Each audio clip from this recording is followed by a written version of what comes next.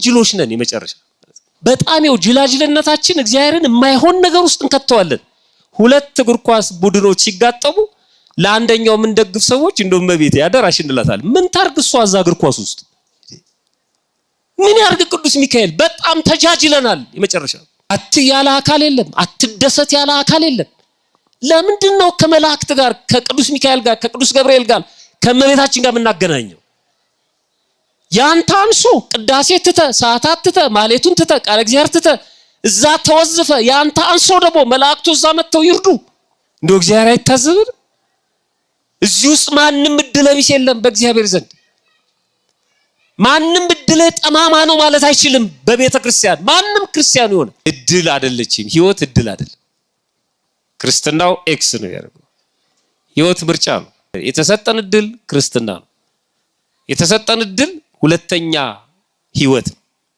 የተሰጠን እድል ራሱ ክርስቶስ ነው የተሰጠን እድል ንስሐ ነው የተሰጠን እድል ቅዱስ ሥጋውና ክቡር ደሙን መቀበል ከለመኑትም የሚሰማው ሁሉንም ነው እኔን አይሰማኝም እኔን ትቶኛል እኔን ረስቶኛል እስኪ እኔን አይሰማኝም አንቺን ከሰማሽ ጸልይልኝ የሚሏሉ እንዳትሉ እግዚአብሔር እንደዚህ አይደለም ይኸውላችሁ ይሄ በእግዚአብሔር ዘንድ እድል ቢሆን ኖሮ ባል ለምሳሌ ጥሩ ባል በእግዚአብሔር ዘንድ እድል ቢሆን ማለት ነው ጥሩ ባል ያላጋጠማቸውስ እድል የላቸው ማለት ነው እድል ቢስ ናቸው እኔ እድል የጠማማ ስለሆነ ነው እኔማ መዳፋሽ ነኝ ይላል ያለምን ተርታ ነገር ነገ ጧት ምናገኘው ከነጎዳ ይደርስልን ማለት እሱ እኔ እድል የሆነው ሎተሪ ያወጣልኝም ይላል እሱ አይደለም ወዳጅ አንዱ ሞኝ ሎተሪ ሲቆርጥ 12 ቁጥርን ስጠኝ ይላል ሚካኤልን ማለት ነው እና ቅዱስ ሚካኤል እዛ ሎተሪ ቦታ ሄዶ 12 ቁጥርን ሊመርጥለት ማለት ነው አይደል መድኃኒዓለም 27 ቁጥርን ሊመርጥለት ሄዶ እዛ በራስ ፈቃድ የሚመረጥ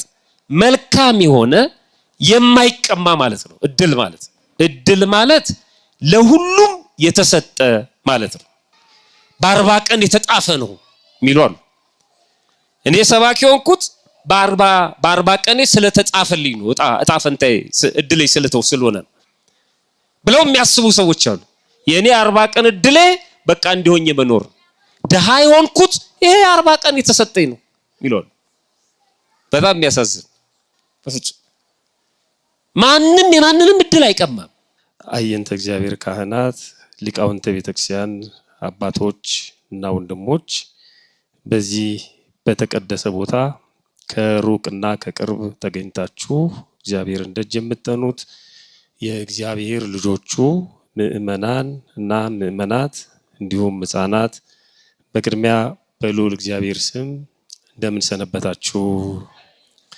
እንደምን አመሻችሁ አሜን ሳይገባን ኃጢአታችንን ሳይመለከት በቸርነቱ በእድሜያችን ላይ እችን ሰዓት ጨምሮ በዚህ በተቀደሰ ቦታ ሰብስቦ እንድንማማር ደግሞ እንድናመሰግነው የፈቀደልን የአባቶቻችን የቅዱሳን አምላክ የኛም አምላክ ፈጣሪያችን ልዑል እግዚአብሔር ክብር ምስጋና ይግባው እንደ እግዚአብሔር መልካም ፈቃድ ባለን ጥቂት ደቂቃ የምንነጋገርበት የትምህርታችን ወይም የስብከታችን ርዕስ የሚሆነው የ40 ቀን እድል የሚል ነው ምንድነው ያልኳችሁ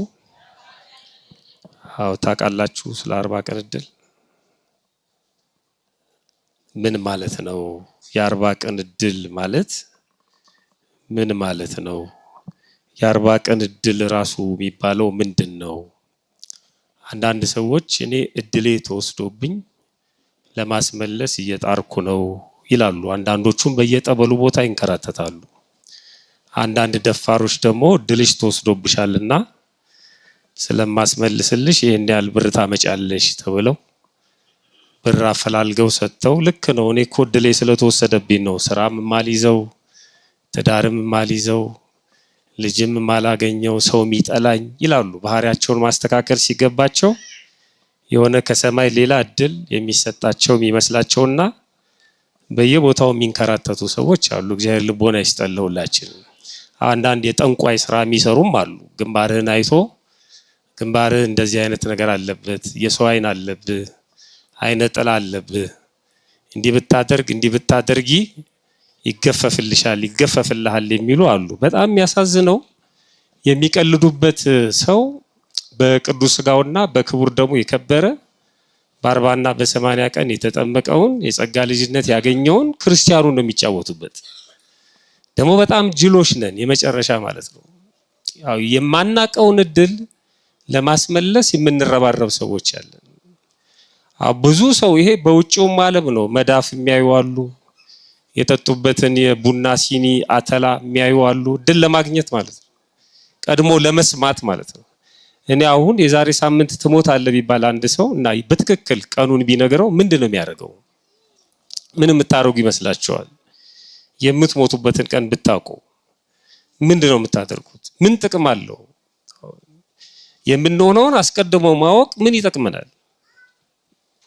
በዚህ ምክንያት እግዚአብሔርም ላይ የሚገዳደሩ ሰዎች አሉ። ይህ ዓለም የቲያትር መድረክ ነው፣ እኛ ተዋናያን ነን። የቲያትሩ ደራሲ እግዚአብሔር ነው፣ የሚሆነውን ነገር ያውቀዋል። ዝም ብለን ነው የምንደክመው እኛ። እግዚአብሔር እኮ ወስኖብናል፣ በቃ ተወስኖ አልቋል የሚሉ ደግሞ ጅላጅሎችም አሉ። እግዚአብሔር ከወሰነብን እንዲህ አይነት ጉባኤ ታዲያ ምን ያደርጋል? እግዚአብሔር ከወሰነብን ለምን ነው የምንጠመቀው? ለምን እንጠመቃለን? ለምን ንስሐ እንገባለን? ለምን እንቆርባለን? ወስኖብን እየተጫወተብን ነው። ከወሰነብን ለምን ወደ ምድር መጣ እግዚአብሔር? የኛ ጉዳይ ያበቃለት ከሆነ ለምንድን ነው እንደዚህ የሚለማመጠን? በጣም የሚያሳዝን ነው። ፕሪዲስቲኔሽን የሚሉት አለ፣ ቅድመ ውሳኔ፣ ተወስኖ አልቋል የሚሉ አሉ። የሚምታታባቸው እግዚአብሔር ያውቃል የሚለውና እግዚአብሔር ወስኗል። እግዚአብሔር ያውቃል፣ የሚሆነውን ነገር በሙሉ ያውቃል፣ ግን አልወሰነም። ይህ ዓለም የሚመራው በሁለት ፈቃድ ነው። ታውቃላችሁ? አንደኛው በእግዚአብሔር ፈቃድ ነው። እግዚአብሔር ሳይፈቅድ ሳይወድ የሚከናወን ነገር የለም፣ በእግዚአብሔር ፈቃድ ነው። እግዚአብሔር ሳያውቀው የሚደረግ ነገር የለም፣ ሁሉንም ያውቃል። ሁለተኛው ግን በሰው ልጅ ነፃ ፈቃድ ነው። ይቺ ዓለም እንዲህ የምትሆነው በሰው ልጅ ነፃ ፈቃድ ነው። ሰው ነፃ ፈቃድ ስለተሰጠው ሲፈልግ ራሱን ያጠፋል፣ ሲፈልግ ሌላውን ያጠፋል፣ ሲፈልግ ያርዳል፣ ሲፈልግ ያቃጥላል። ነፃ ፈቃድ ስለተሰጠው ማለት ነው። እግዚአብሔር ያንን ነገር ያውቃል እንጂ እንደዛ እንዲደረግ አልወሰነም። ረጅም ነው ርዕሱ። እኔ ለዚህ ጉባኤ በሚመጥን መልኩ ብቻ ነው። ኃጢአት እንድንሰራ አይፈልግም እግዚአብሔር። ኃጢአት እንድንሰራ ፈቃዱ አይደለም። እንድንገዳደል ፈቃዱ አይደለም። አንዱ እንዲያጠቃው ፈቃዱ አይደለም። ግን ደግሞ ለሰው ሙሉ ነፃነት ሰጥቶታል። ውጤቱን ይቀበላል የሰው ልጅ ማለት ነው። አሁን እናንተ እዚህ ቁጭ ብላችሁ እንድትማሩ ያስገደዳችሁ ማንም የለም። ማንም አላስገደዳችሁ። ፈቃዳችሁ ነው ቁጭ ብላችሁ እንድትማሩ ያደረጋችሁ።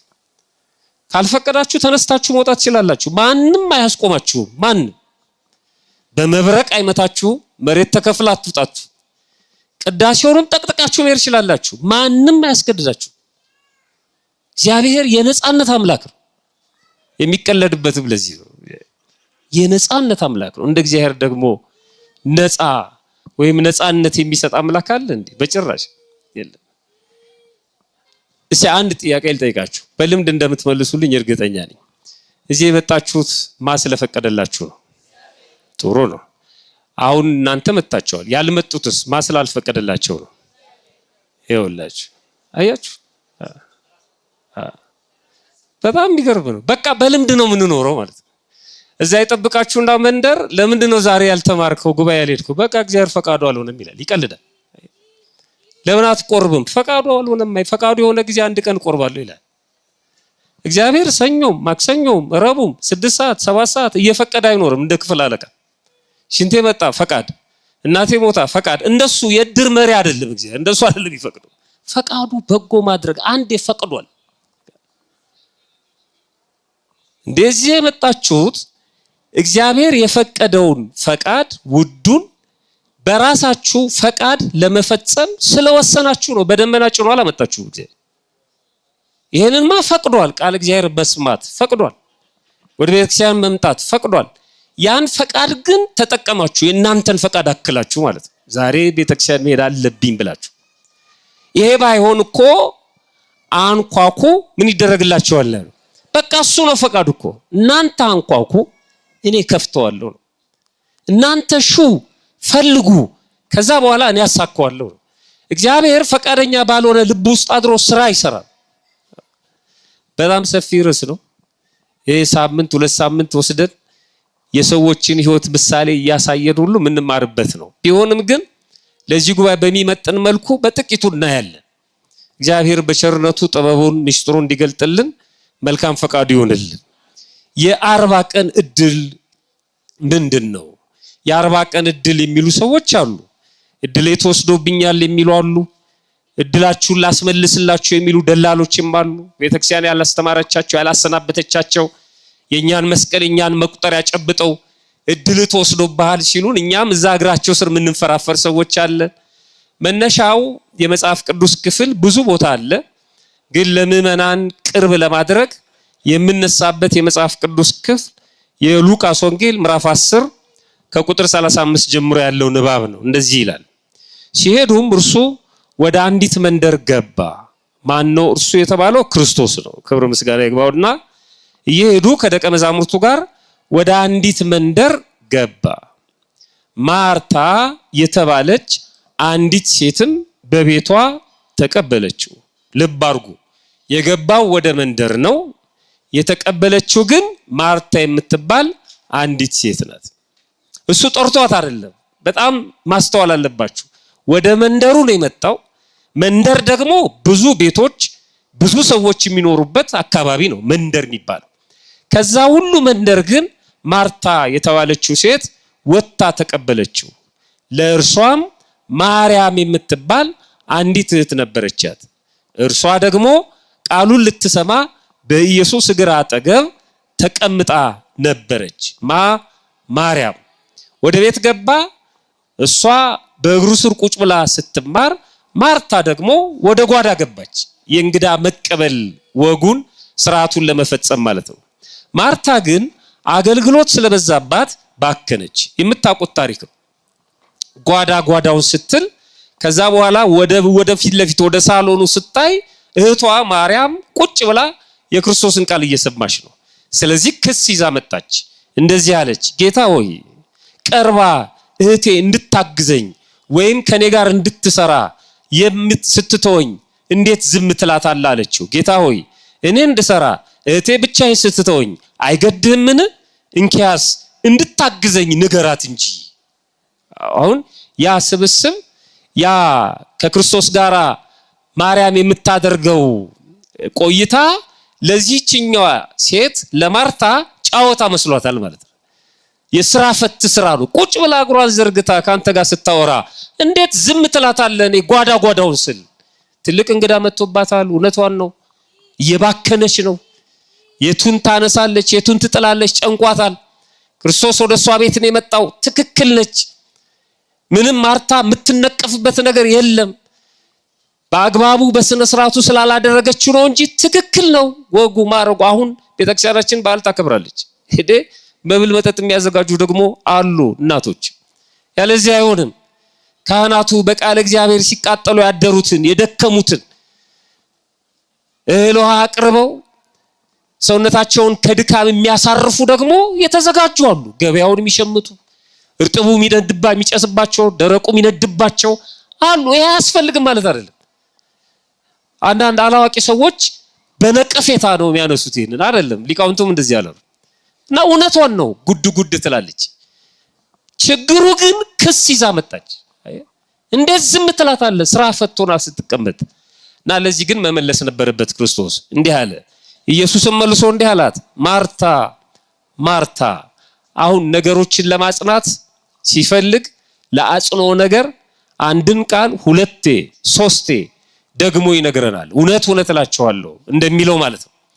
እና ነገሩ በጣም ከባድ ስለሆነ ደግሞ ስሟን ጠራና ማርታ ማርታ በብዙ ነገር ትጨነቂያለሽ ትታወኪማለሽ አላት። በስንት ነገር ነው ያላት? በብዙ ነገር። በጣም ይገርም እኮ ነው። በብዙ ነገር መጨነቅ፣ አንዱን መጣድ አንዱን ማንሳት፣ 10 ድስት መጣድ። እሺ ህይወታችንን ቆም ብለን እናስበው። ብዙ በቃ ወከባ ስንገናኝ እንኳን የረባ ሰላምታ እንለዋወጥም። በቃ ኑሮ ሩጫ ነው ምናምን ነው የምንለው። በቃ ዝም ብለን ነው የምንባክነው። በብዙ ነገር ሰው በብዙ ነገር አይጨነቅም። መርጦ ነው መጨነቅ ያለበት። በብዙ ነገር ትታወቂያለሽ፣ ትጨነቂያለሽ። የሚያስፈልገው ግን ጥቂት ወይም አንድ ነገር ነው። ማርያምስ መልካም ዕድል መርጣለች፣ ከሷ አይወሰድባትም። ማርያም እመቤታችንን አይደለም፣ የማርታን እህት ማርያም መልካም ዕድል መርጣለች፣ ከሷ አይወሰድባትም። ለጊዜው የመረጠችው የእግዚአብሔርን ምን መስማት ነው? ቃሉን መስማት ነው። አሁን ይሄ ቀላል ይመስላል እዚህ ቁጭ ብላችሁ ስትማሩ ማለት ነው። በጣም የተለየ ነው። በቃ ይሄ የተመረጠ መልካም ዕድል፣ ይሄን ማንም ከሷ አይወስድባትም ማለት። አሁን ከተነሳንበት ሐሳብ ወይም ጉዳይ አንፃር 5 ነገሮች አሉ በዚህ አንቀጽ ውስጥ። አንደኛ በዚህ ንባብ ብቻ ማለት ነው ዕድል ማለት ለሁሉም የተሰጠ ማለት ነው። ለሁሉም የተሰጠ ይኸው ክርስቶስ ወደዛ መንደር ነው የመጣው። መንደር ውስጥ ብዙ ሰዎች አሉ። መርጦ አይደለም፣ ለሁሉም ነው የመጣው። ነገር ግን የተቀበለችው ወጣ ማርታ ነች። ዕድል ማለት ለሁሉም የተሰጠ መሆኑን ይነግረናል። ሁለተኛ በራስ ፈቃድ የሚመረጥ መሆኑንም ይነግረናል። በራስ ፈቃድ የመጣው ወደ ሁለቱ ቤት ነው። አንደኛዋ ቁጭ ብላ ትሰማለች፣ አንደኛዋ ደግሞ ጓዳ ገብታለች። ያስገደዳቸው ማንም የለም። ልክ ክርስቶስ እንደገባ አንቺ ቁጭ ብለሽ ስሚ፣ አንቺ ደግሞ ጓዳ ስሪ አላለም። እንደገባ ቁጭ በሉና ሁለታችሁም ስሙ አላለም። ገብቶ ተናገረ። እሱ የሚሰማው ቁጭ አለ፣ የናቀው ደግሞ ገባ ማለት ነው። ለሁሉም የተሰጠ ማለት ነው ዕድል ማለት። በኋላ ለማነሳው ነጥብ ስለሚጠቅመኝ ነው።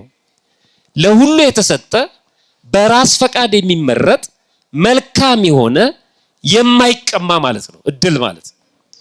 ለሁሉ የተሰጠ በራስ ፈቃድ የሚመረጥ መልካም የሆነ የማይቀማ የማይቀሟትን መልካም ዕድል መረጠች። ዕድል አይቀማም። በነገራችን ላይ በየጸበሉ የምትንከራተቱ ሰዎች አቆሙ። ማንም ሰው የእናንተን ዕድል መቀማት አይችልም። ማንም በፍጹም ማንም የማንንም ዕድል አይቀማም። አሁን ይሄ በቀበሌ በራሽን በምናምን ያልሆነ አይደለም። እሱን ወስዶ ሊሸጥብህ ይችላል። እሱ ዕድል አይደለም ሲጀምር። እሱ አይደለም፣ ስለሱ አይደለም የተነጋገርን ያለው። ስለ ሎተሪም አይደለም። አንዳንዱ ይሄ 50 ሰው ቆርጦ ለአንድ ሰው ሰጥቶ 49ን መብላት እሱ ዕድል አይደለም። እሱ እኔ ዕድል የሆነው ሎተሪ ያወጣልኝም ይላል። እሱ አይደለም ወዳጅ። በክርስትና ሕይወት እሱ አይደለም። እሱ ሌላ ጉዳይ ነው። እሱ እኮ ህጋዊ ቁማር ነው፣ ሌላ ነገር እኮ አይደለም። በህግ የተፈቀደ ቁማር ማለት ነው ሎተሪ ማለት። ሌሎች ሰዎች ሲያጫውቱት እኮ አይፈልግም መንግስት አይደለም፣ እኔ ብቻ ነኝ ማጫውት ነው የሚለው። በቃ አንዳንዱ ሞኝ ሎተሪ ሲቆርጥ 12 ቁጥርን ስጠኝ ይላል፣ ሚካኤልን ማለት ነው። እና ቅዱስ ሚካኤል እዛ ሎተሪ ቦታ ሄዶ 12 ቁጥርን ሊመርጥለት ማለት ነው አይደል? መድኃኒዓለም 27 ቁጥርን ሊመርጥለት ሄዶ እዛ። በጣም ጅሎች ነን የመጨረሻ።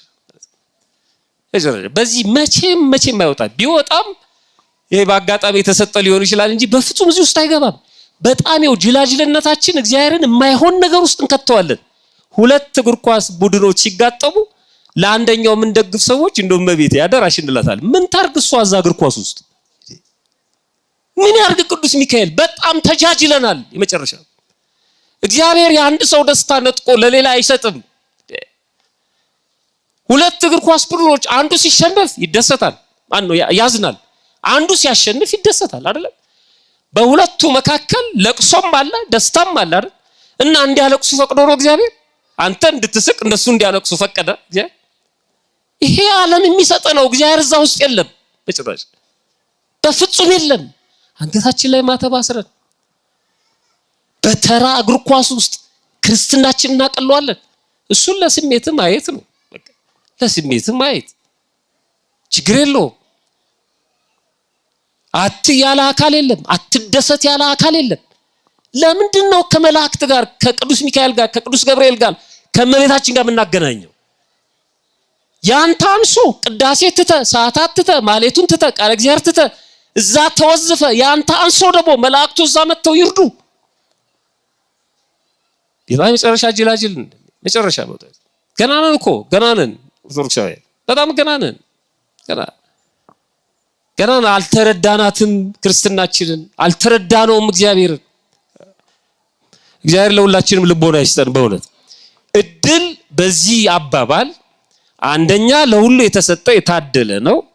ሁለተኛ በራስ ፈቃድ የሚመረጥ ነው። ሶስተኛ መልካም የሆነ ነው። አራተኛ የማይቀማ የማይነጠቅ ነው። እኛ ክርስቲያኖች እድል ስንልና ዓለማውያኑ እድል ሲሉ በሁለቱ መካከል ልዩነት አለ። እንደ ዓለማውያኑ እድል በቀላሉ የሚገኝ በአጋጣሚ የሚገኝ ማለት ነው። የሆነ ሰው አሁን እየሄደ 200 ብር ተጠቅልሎ ቢያገኝ ምን አይነት እድለኛ ነው እንለዋለን። ያው ለሱ እድል እሱ ነው 200 ብሩ ማለት ነው።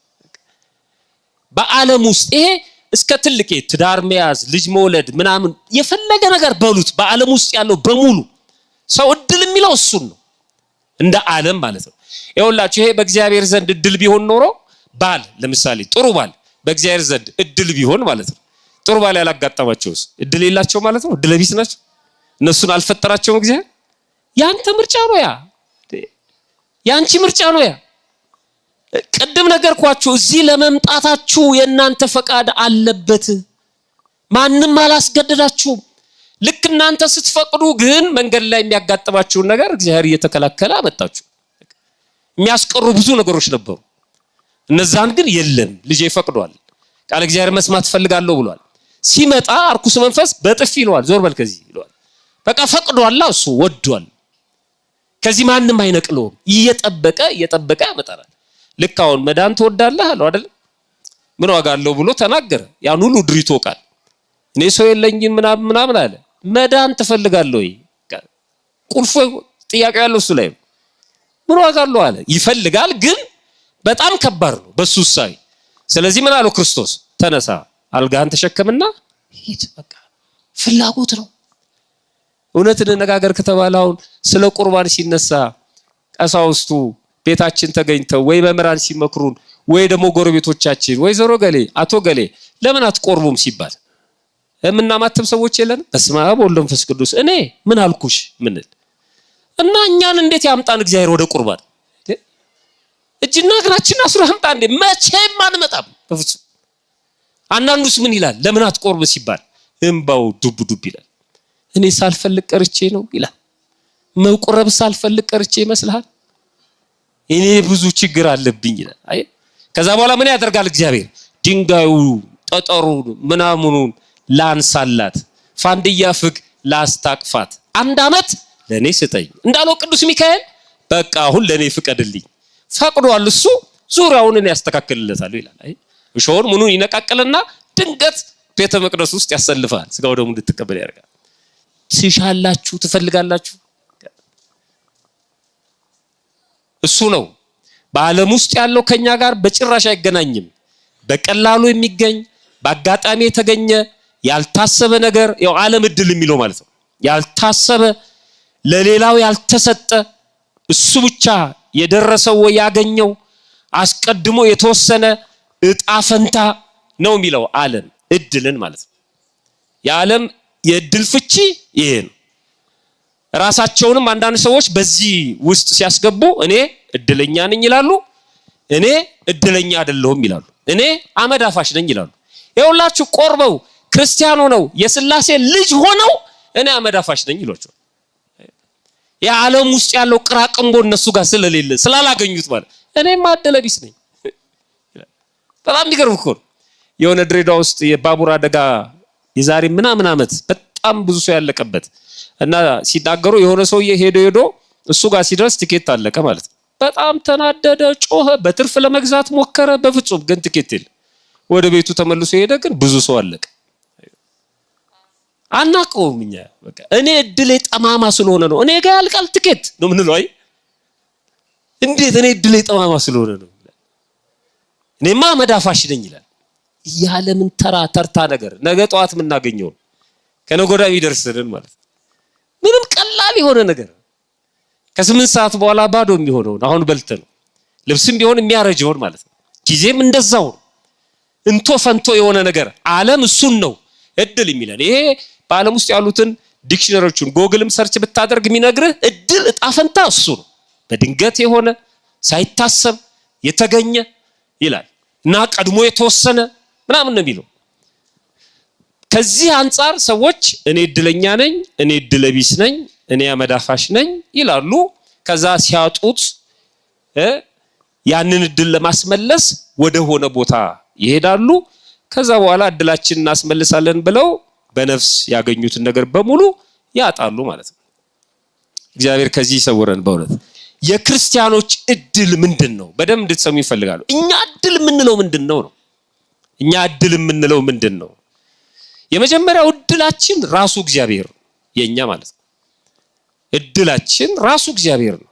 እድል ስጦታ ነው፣ የተሰጠ ነው። ይሄ ሃይማኖት መገለጥ ነው። እግዚአብሔር ራሱን ነው ለኛ የገለጠው። ራሱ ነው አለው እዚህ ነኝ ያለን። ራሱ ነው ወደዚህ ምድር ያመጣን። ስለዚህ እግዚአብሔር ራሱን ነው የሰጠን። ሁለት ጊዜ በመፍጠርም በማዳንም ራሱን የሰጠን ራሱ ነው።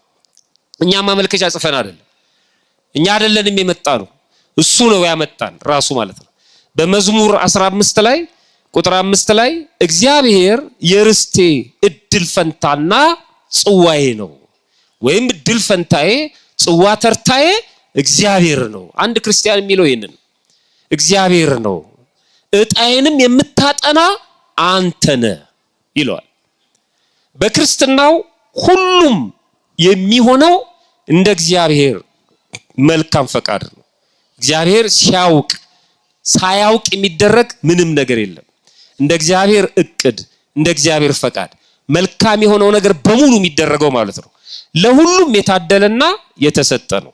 ምንድነው የተሰጠን? እድላችንን እግዚአብሔር ነው ካልን እሱ እግዚአብሔር የኛ እድል እጣ ፈንታ ሆኖ ለኛ የሰጠን ነገር ምንድነው? የታደልነው ነገር ምንድነው? እኛ ታደለናል። እንደኛ የታደለ የለም። በመጀመሪያ ደረጃ የታደልነው ሰው መሆን ነው። ሰው መሆን ተሰጥቶናል ወይም ታድሎናል። ምንም ሳንለፋ ሳንደክም በብርሃናዊ እጆቹ ከአፈር የፈጠረን ራሱ እግዚአብሔር ነው። ሰው እኮ ተጠንቶ ያላለቀ ፍጥረት ነው። በጭራሽ ሰውን መርምሮ አጥንቶ የሚጨርሰው ማንም የለም በፍጹም። ይሞክራሉ ሰዎች፣ ሰው እንዲህ ነው፣ ሰው እንዲህ ነው። ሰው ራሱን በራሱ ማጥራት አይችልም። በጣም ከባድ። ከዛ ውጪ ነው። ሰው መሆን በራሱ በጣም የተለየ ነው። አሁን በእኛ ዘመን ተራ ነገር ነው፣ ተራ ተርታ ነገር ነው ሰው መሆን ማለት ነው። በሰከንድ ውስጥ የሰው ህይወት ሲያልፍ እናያለን። ሰው መሆንን የማያከብር ሰው ሌላውም ሰው እንዲኖር አይፈልግም። ሰው መሆን እድል ነው፣ የተሰጠ ስጦታ ነው። ለሁሉም እኩል የተሰጠ ስጦታ ነው።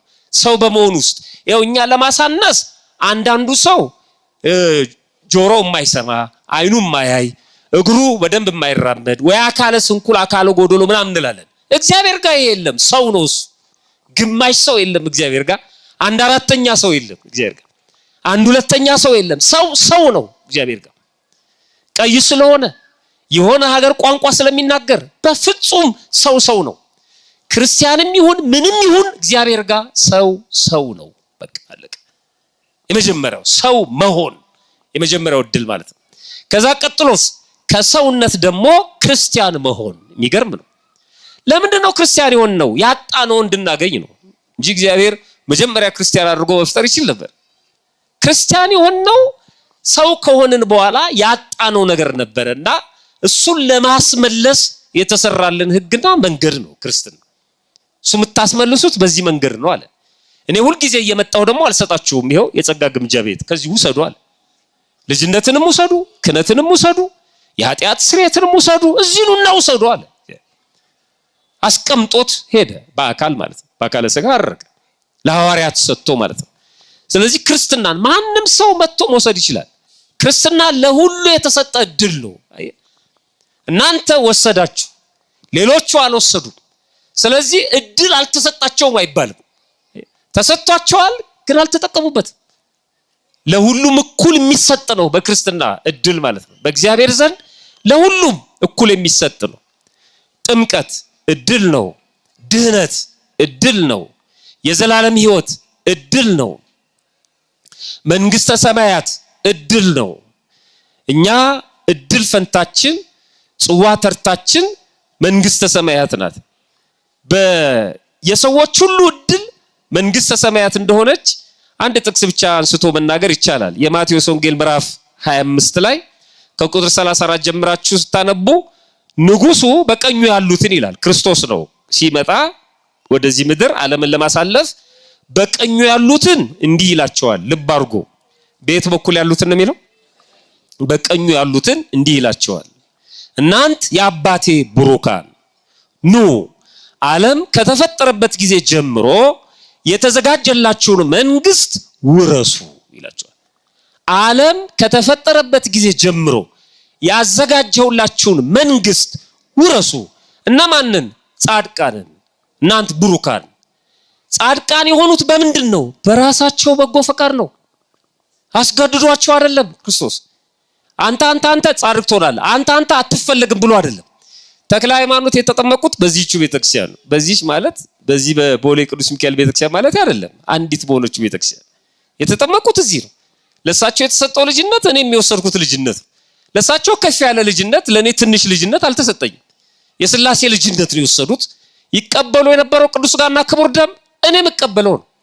ያገለግሉበት የነበረው መንበርና ያገለግሉበት የነበረው ክህነት፣ ያገለግሉት የነበረው እግዚአብሔር ይሄው ካህናቱ የሚያገለግሉበት ክህነት ነው። የተክለ ሃይማኖት ክህነት ይሄ ነው።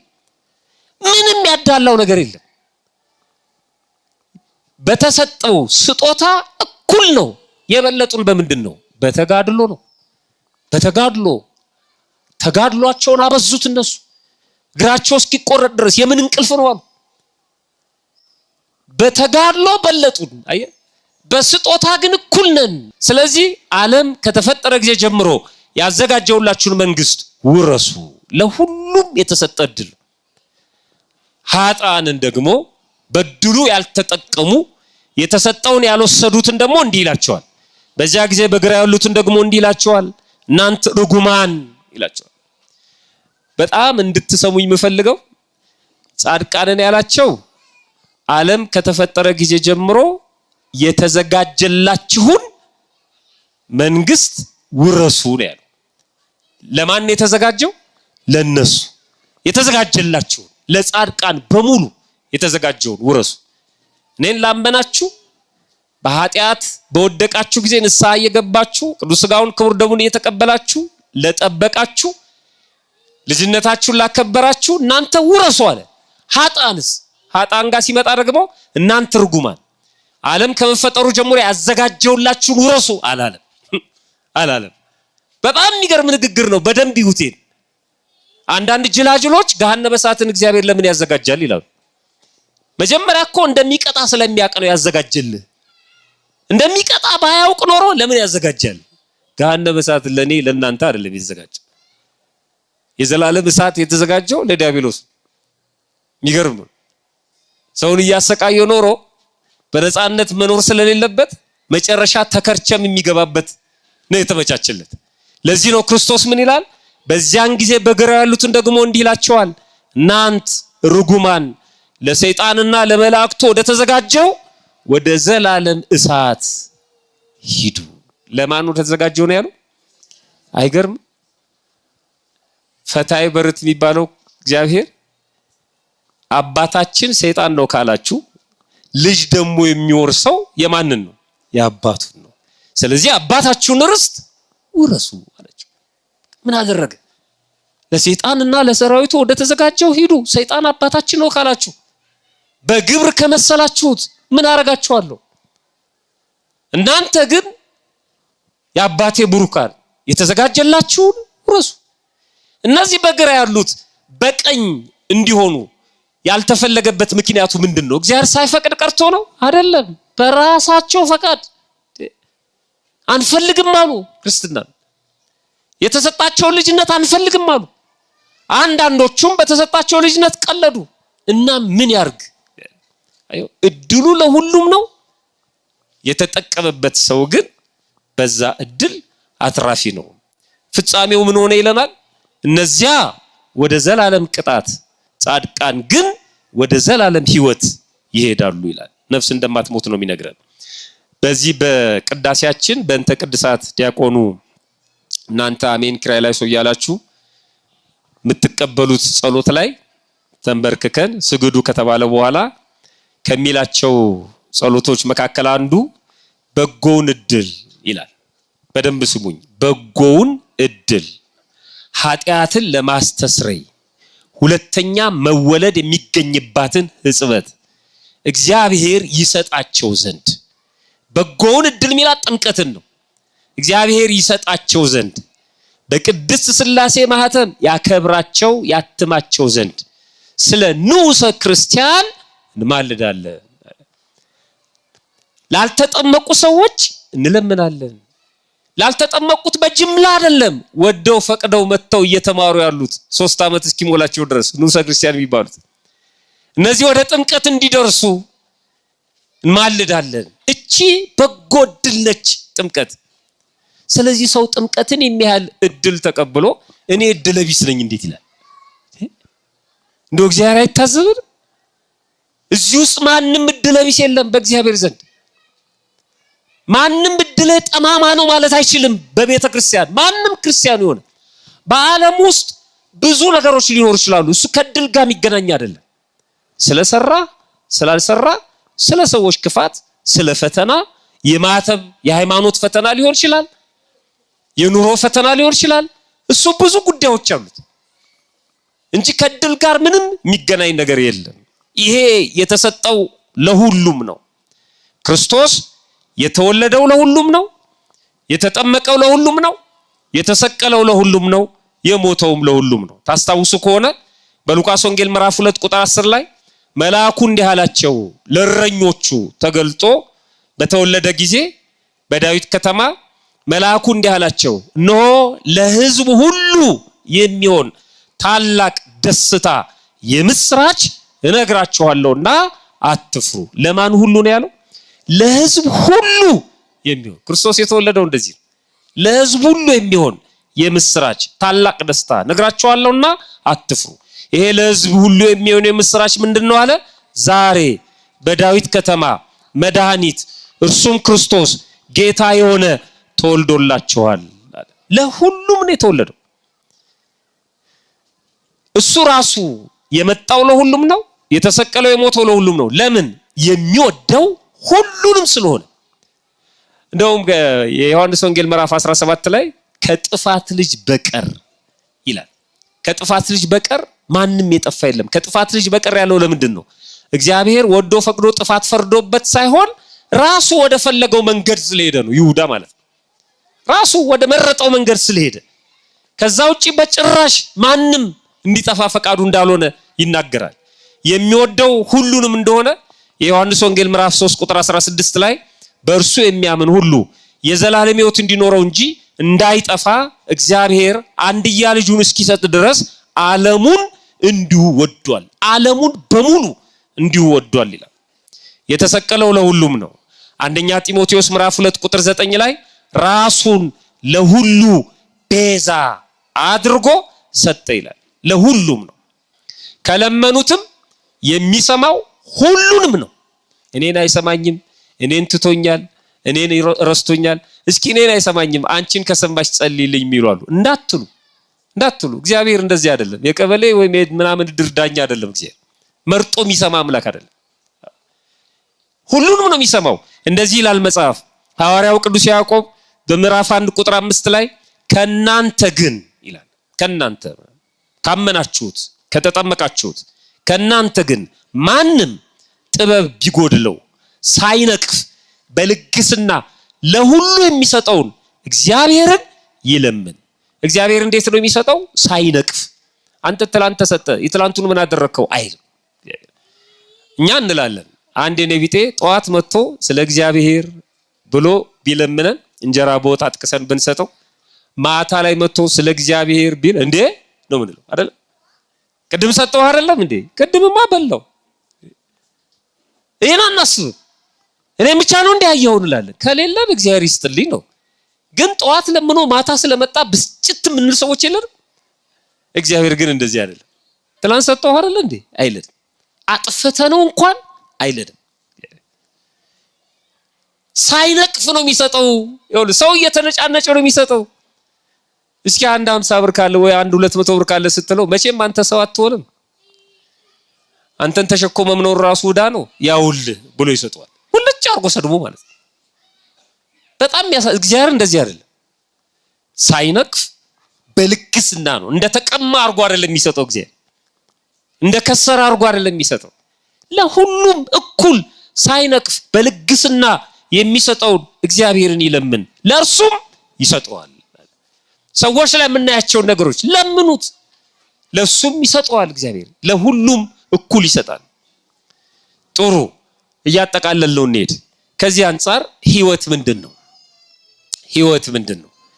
ሁለት ነገሮች ላይ ሰዎች ስለሚጋጩ ነው። ህይወት ማለት አሁን እኛ የምንኖረው ህይወት ምንድን? ህይወት አንዳንዶቹ ምርጫ ናት ይላሉ። አሁን እንዲህ ሆነን ለመኖራችን ምርጫ ነው። አግብተን ወልደን ደሞ ሳናገባ ወይ መንኩሰን ካህን ሆነን ሰባኪ ሆነን ህይወት እንደዚህ የምንኖራት ኑሮ ምርጫ ናት የሚሉ አሉ። አይ የለም ምርጫ አይደለም፣ እድል ነው፣ እጣ ፈንታ ነው፣ በ40 ቀን የተጣፈ ነው የሚሉ አሉ። እኔ ሰባኪ ሆንኩት በ40 ቀኔ ስለተጻፈልኝ ነው፣ እጣ ፈንታዬ እድሌ ስለሆነ ብለው የሚያስቡ ሰዎች አሉ። የኔ 40 ቀን እድሌ በቃ እንዲሆኝ መኖር፣ ደሃ የሆንኩት ይሄ 40 ቀን የተሰጠኝ ነው ይላሉ። በጣም የሚያሳዝን። እድል አይደለችም ህይወት፣ እድል አይደለም። ክርስትናው ኤክስ ነው ያደረገው። ህይወት ምርጫ ነው። እድል የምትሆነው ቅድም የነገርኳችሁ ህይወት ስትሰጠን ነው። በኋላ ላይ እናየዋለን።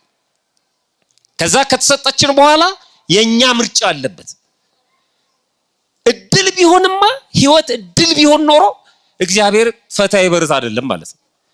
መጀመሪያውኑ እኛ ደሃው ሆነን እንድንክደው እንድንበድለው አድርጎ ከፈጠረን በኋላ መጨረሻ ላይ ለምን ገሃነም ያስገባናል? ራሱ እንድንሆን ፈጥሮ ማለት ነው። ለምን ያስገባናል? በደረሰው ድርሰት ውስጥ ተዋናይ ሆነ እንድናልፍ ከሆነ ለምንድን ነው የሚፈርድብን መጨረሻ ታዲያ? እሱ ራሱ ነው መውሰድ ያለበት ኃላፊነቱን ነው አይደለም? እንደሱ አይደለም። የ40 ቀን እድል ለሚሉ ሰዎች መነሻ የሚያደርጓቸው ብዙ ነገሮች አሉ። ግን በመጽሐፍ ቅዳሴ ላይ አንድ ቃል አለ። ሕፃንን ይላል፣ የአትናቴዎስ ቅዳሴ ነው። ሕፃንን ከአባቱ ወገብ አውጥተ ወደ ሴት ማህፀን የምትልከው እግዚአብሔርን ሲለምነው ማለት ነው። ሕፃንን ከአባቱ ወገብ አውጥተ ወደ ሴት ማህፀን የምትልከው ሆይ በረቂቅ ሰፋድልን ወይም መጠቅለያ የምትጠቀልለው ውሃም ሲሆን፣ እንግዲህ ሲጸነስ ሕፃኑ ማለት ነው። ውሃም ሲሆን በጥበብ የምታረጋው በ40 ቀኑ ትሾመዋለህ፣ ታድለዋለህ። ባለጸጋ ለመሆን ለመደህየትም ቢሆን ለመጽደቅም ለመኮነንም ቢሆን በስንተኛው ቀኑ? በ40 ቀኑ። እቺን ወስደው በቃ በ40 ቀኑ የተሰጠን ይላል። ግን ይሄ ማለት ምን ማለት ነው? በ40 ቀኑ ትሾመዋለህ፣ ታድለዋለህ ማለት ለመበልጸግም ለመደህየትም ለመጽደቅም ለመኮነንም በቃ በ40 ቀኑ ትሾመዋለህ ማለት ሳይንሱም የሚደግፈው አንድ ነገር አለ። ሰዎች አካላችን ተሰርቶ የሚያልቀው 40ኛ ቀን ላይ ነው።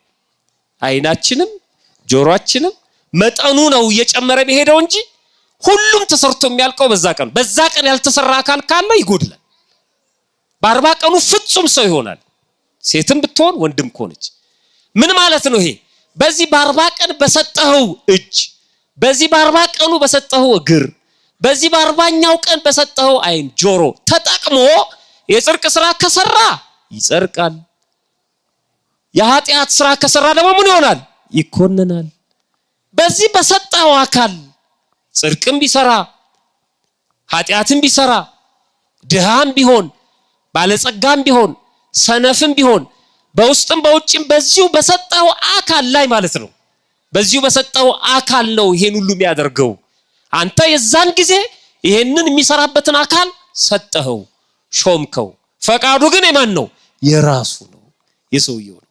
ሙሉ አካል ሰጠኸው፣ ሾምከው ማለት የሚደህይበትን ባለጸጋ የሚሆንበትን የሚጸድቅበትን የሚኮነንበትን ሙሉ አካል በ40 ቀኑ ምን ታደርገዋለህ? ትሰጠዋለህ። በቃ ለሁሉም። ሀብታም ስንት ጋር አለው? 2 አይደለም? ካሱ እኮ ነው። ድሃ ስንት ጋር አለው? 2። በቃ እሱ ነው። እነዛ ምዕራባውያኑ ያላቸው ጭንቅላትና የኛ ጭንቅላት እኩል ነው። ሰዎች ባይኩ በመናምን ሊያበላሉት ይሞክራሉ፣ ግን እኩል ነው። በቃ እኩል ነው። ፀሐይ የምትወጣው እኩል ነው። እንደውም አንዳንድ ጊዜ በጣም ኃይለኛ የተፈጥሮ እንትን ያለባቸው ፈተና ያለባቸው አካላት እንዴት አድርገው እንደሚቋቋሙት ደግሞ በተፈጥሮ የተመቻቸው ደግሞ በስንፍናቸው እንዴት እንደሚንከባለሉ ቀላል ነው። እኛን ምሳሌ ማየት ነው። እኛ ገና መሬት ላይ ያለውን በልተን አልጨረስንም፣ እንኳን ከመሬት በታች ያለውን። ግን እኛ ምድሪቷን በደም አጨቂተናታል። መሬቷ ገና የሰጠችን ገና የምትሰጠን ገና ከውስጥ ያለውማ ብዙ ነው። ማመጥቶብን ነው ራሳችን ነን። ምንም ራሳችን ነን። የውጭዎቹ እንደዚህ እየሰሩብን ምናምን ተቀበላለው። ለምን ነው የሚቀበለው? ያ ሰው ምንድነው? ማን ነው አዚም ያደረገበት? ማንም ራሱ ነው። በዚህ በሰጠው በ40 ቀኑ ሙሉ አካል ተጠያቂም የሚሆነው እሱ ነው። ቢጸድቅም የጽድቅ ስራ የሚሰራው፣ ቢኮነንም የኃጢአት ስራ የሚሰራው እሱ ነው እንጂ የሚለው ደሃ እንዲሆን ባለጸጋ እንዲሆን እድሉን አንዴ ጽፈልታል አይደል። ሙሉ አካል የሰጠኸው አንተ ነህ። ክርስትና ሲሰጥ እድል ነው። ክርስቶስ ወደዚህ ምድር መጥቶ ሞቶ ተሰቅሎ ነፃ ሲያደርገን ሰው አድርጎ ሲፈጥረን ይሄ ሲሰጥ እድል ነው። ክርስትና ሲሰጥ እድል ነው። ህይወትም እንደዚህ ነው። ሲሰጥ እድል ነው፣ ለሁሉም እኩል ስለሚሰጥ። ከተቀበልነው በኋላ ግን ምርጫ ነው። ይሁዳ ክርስቶስን አሳልፎ የሰጠው ምርጫው ስለሆነ ነው።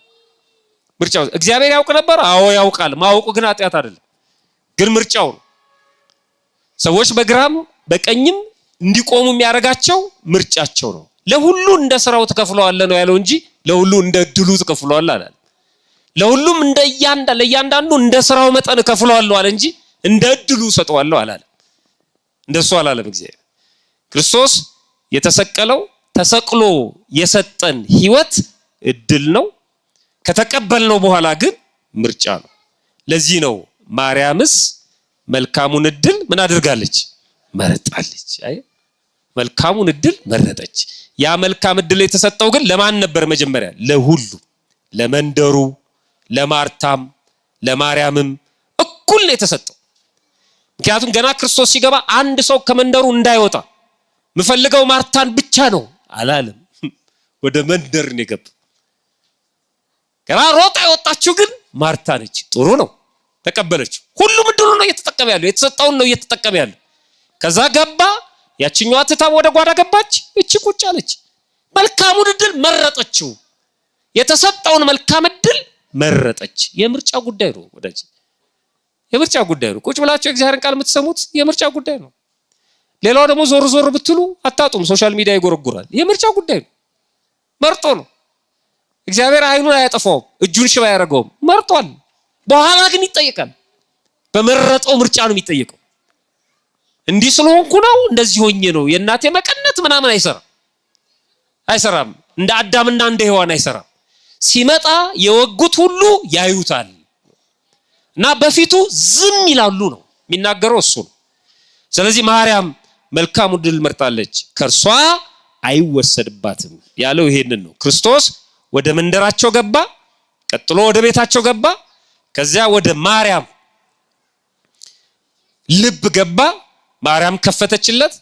የእሷ አስተዋጽኦ መምረጥ ታክሎበት ያንን መልካም እድል አገኘች ማለት ነው። ስለዚህ ስናጠቃልለው የተሰጠንን እድል እንወቅ። መጀመሪያ የተሰጠን እድል የቆርቆሮ ቤት ፎቅ ምናምን እሱ አይደል። የተሰጠን እድል ክርስትና ነው። የተሰጠን እድል ሁለተኛ ህይወት ነው። የተሰጠን እድል ራሱ ክርስቶስ ነው። የተሰጠን እድል ንስሐ ነው። የተሰጠን እድል ቅዱስ ሥጋውና ክቡር ደሙን መቀበል። የተሰጠንን እንወቅ፣ የተሰጠንን እድል እንቀበለው፣ የተሰጠንን እድል እንጠብቀው፣ እንዳናሰነጥቀው ማለት ነው። የተሰጠንን እድል ደግሞ እየጠበቅን እየተንከባከብን የሰጠንን አካል እናመስግነው፣ እድሉን የሰጠን እግዚአብሔር ስለሆነ። ለዚህ ነው ቅዱስ ዳዊት በመዝሙር 51 ላይ አድርገህልኛልና ለዘላለም ምን አደርጋለሁ? አመሰግናለሁ። ይሄን እድል ስለሰጠኸኝ አምላኬ፣ ሰው አድርገህ ስለፈጠርከኝ፣ ደሞ ክርስቲያን ስላደረከኝ፣ ደሞ ቃልን እንድሰማ ስለፈቀድክ፣ ደሞ ንስሐን ስለሰራህልኝ፣ ደሞ አባቶችን ስለሰጠኸኝ፣ ደሞ አንተን ማናገርበት የጸሎት ህይወት ስላለኝ ፈጣሪ አመሰግናለሁ።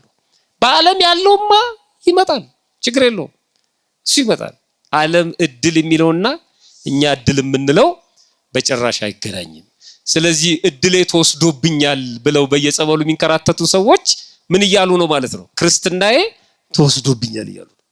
ንስሐ መግባት ተወስዶብኛል፣ ስጋ ወደሙ መቀበል ተወስዶብኝ። ማከለከላቸው ሌላ ነገር ከሆነ እሱ በሱ አይመለስም። እሱ በሱ አይመለስ። የሀብቱ ንብረቱ ልጅ መውለዱ ምናምኑ ሳይወልዱ መጽደቅ ስለሚቻል ማለት ነው። እሱ ተራና ተርታ ነገር ነው እንጂ እኛ የምንወሰንበት እድል አይደለም። ፈጣሪያችን በቸርነቱ ሰምቶ ከመጥፋት ያድነን። እግዚአብሔር ይስጥልን።